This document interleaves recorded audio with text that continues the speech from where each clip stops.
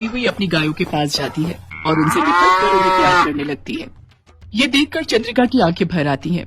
उस दिन के बाद चंद्रिका अपनी चारों गायों की देखभाल खूब मन लगाकर करने लगी। ये देखकर जानकी और मदन बहुत खुश थे।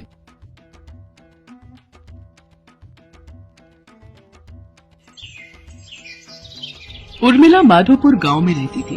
उसके पास पारो नाम की एक पालतू गाय थी। पारो उर्मिला के साथ पिछले कई सालों से है। पति के देहांत के बाद इसी गाय के सहारे उर्मिला ने अपने परिवार को चलाया। उसकी गाय का दूध पूरे गांव में मशहूर था। गांव के सभी लोग उर्मिला से ही दूध लेते थे। उर्मिला का बेटा शहर में पढ़ता था। वहीं उसे पूनम नाम की एक लड़की से प्यार हो गया और उसने अपनी माँ को बिना बताए पूनम से मंदिर में शादी कर ली। आज वो गांव वापस आने वाला था। उर्मिला बहन, 2 किलो कर देना दूध। 1.5 किलो मुझे भी देना। क्या बात है उर्मिला बहन, आज तो तुम बड़ी खुश दिखाई दे रही हो। बात ही खुशी की है सरोज बहन, आज मेरा बेटा गांव वापस आ रहा है। बस जल्दी जल्दी काम निपटा कर उसी के लिए बढ़िया बढ़िया पकवान बनाऊंगी। पता नहीं शहर में उसे क्या खाने को मिलता होगा और क्या नहीं। अच्छा तो ये बात है, चलो बहुत बढ़िया हुआ। कब से बेटे के बिना अकेले रहते रहते तुम उदास हो गई हो। अब वो आ जाएगा तो तुम्हारे साथ काम में भी मदद कर देगा। हाँ वो तो है। अरे आ रही हूँ पारो, तू क्यों आवाज लगा रही है? मैं जानती हूँ तू भी सूरज का नाम सुनकर बहुत खुश हो रही है। रुक, मैं अभी तुझे चारा डालती हूँ, फिर तो सूरज ही तुझे खिलाएगा। उर्मिला की गाय पारो अपनी आवाज में उससे बातें कर रही थी, मानो वो भी सूरज के आने की खुशी मना रही हो। शाम के समय सूरज आ जाता है, पर अपनी बेटी के साथ बहू को देखकर उर्मिला को बहुत बुरा लगता है। माँ तुम नाराज मत हो, सब कुछ बहुत जल्दबाजी में हुआ। पूनम के पिताजी की तबीयत ठीक नहीं थी और वो चाहते थे कि हम ये शादी जल्दी से जल्दी कर लें, इसलिए मैं आपको बता ही नहीं पाया। पर अब मैं आपके साथ ही रहूंगा, आप चिंता मत करो। और माँ पूनम बहुत अच्छे स्वभाव की पढ़ी लिखी लड़की है, आप एक दूसरे को आसानी से समझ जाओगे। ठीक है, देखती हूँ वो मुझे कितना समझती है। गांव के रहन सहन और शहर के रहन सहन में बहुत फर्क है बेटा। उर्मिला की तरह पूनम घर के कामकाज नहीं कर पाती थी। उसे तो घर का कोई भी काम करना नहीं आता था। सूरज, तुमने मुझे कहाँ लाकर पटक दिया है? मुझसे ये घर के काम नहीं होते। हमें शहर वापस चलना चाहिए। उस गाय का गोबर साफ करो, उसे चारा डालो, उसे नहलाओ, घर की लीपा पोती करो।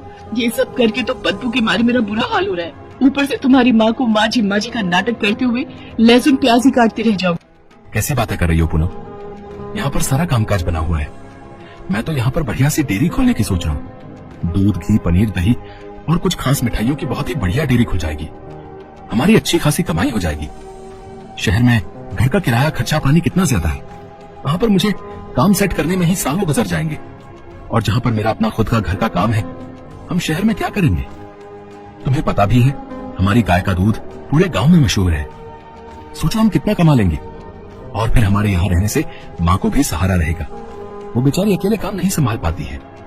अच्छा तुम काम करो, मैं थोड़ी देर बाजार होकर आता हूँ। क्या तो सूरज ठीक ही रहे हैं। शहर में काम करने के लिए पैसों की भी जरूरत होगी। यहाँ पर तो अपना मकान, अपना काम है और फिर हमें तो पैसे कमाने से मतलब है।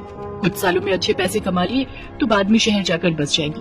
पर मुझे किसी भी तरह से सासू माँ से अलग होना है ताकि उस गाय पर मेरा कब्जा हो जाए। पता नहीं, माँ जी तो बहुत चालाक है, कितने पैसे अपने अंदर करके बैठी होंगी। पूनम को पता था कि सूरज गांव में ही काम बढ़ाने वाला है, इसलिए वो अलग होने के रास्ते ढूंढने लगी। सूरज, सुबह से काम कर करके मैं थक गई हूँ। मेरे आने के बाद माँ जी ने घर के सारे काम मेरे ही जिम्मे डाल दिए हैं। गाय को नहलाना, धुलाना, गोबर साफ करना, चारा डालना, सारी देखभाल तो मैं करती हूँ। और दूध बेचने के टाइम पर माँ जी गल्ला लेकर तखत पर खुद बैठ जाती हैं। ऐसे थोड़ी होता है। मैं अब और बर्दाश्त नहीं कर सकती। जब मैं इतना काम कर रही हूँ तो फिर मैं अलग ही रहूंगी। मुझे माँ जी के साथ नहीं रहना। और हाँ, उस गाय पर मेरा हक है। मुझे तो बस बंटवारा चाहिए, गाय का बंटवारा।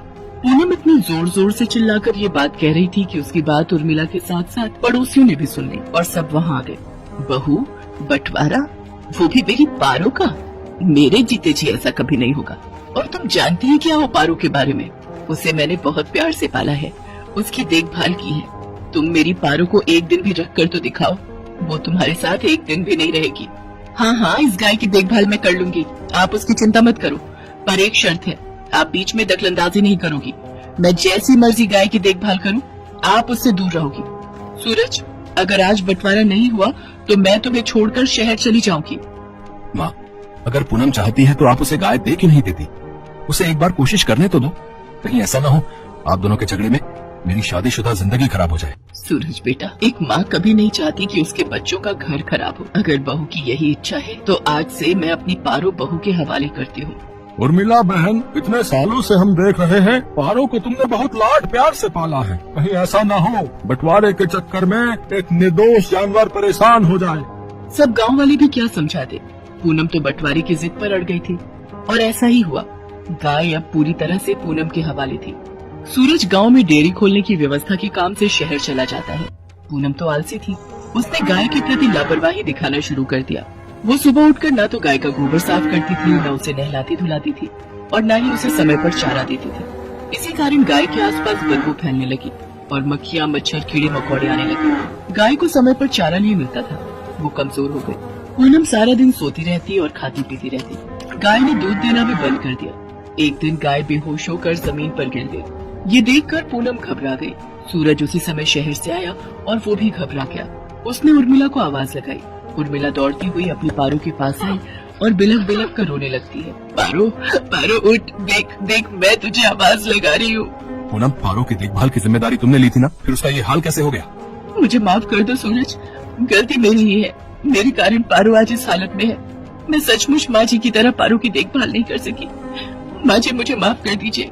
उर्मिला दौड़कर चारे के पास जाती है और चारे को उठाकर पारो के आगे रखती है। पारो को उर्मिला के स्पर्श का एहसास होता है। वो थोड़ा सा हिलती है। ये देखकर सब खुश हो जाते हैं। उर्मिला अपने हाथों से पारो को चारा खिलाती है।